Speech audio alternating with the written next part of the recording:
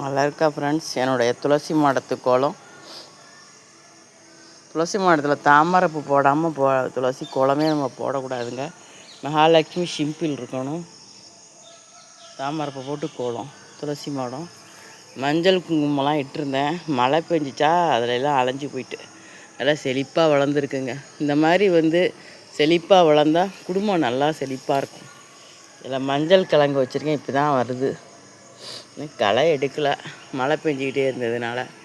நல்லா பெருசாக வளர்க்கணும்னு எனக்கு ஒரு ஆசை. அது மாதிரி பெருசாகவே வளர்த்துட்டேன் நான். யாருக்கா ஃப்ரெண்ட்ஸ், உங்களுக்கு பிடிச்சிருந்தா கிளிக் பண்ணுங்கள், லைக் பண்ணுங்கள். இந்த மாதிரி உங்கள் வீட்லேயும் துளசி மாடம் வளர்த்து கோலம் போடுங்க. நம்ம பிள்ளைங்களோட வாழ்க்கையெல்லாம் நல்ல அழகான பெரிய பதவியில் போயிடுவாங்க. பெரிய பதவிக்கு போய் நல்லா சம்பாதிக்க ஆரம்பிச்சிருவாங்க. சரிங்களா?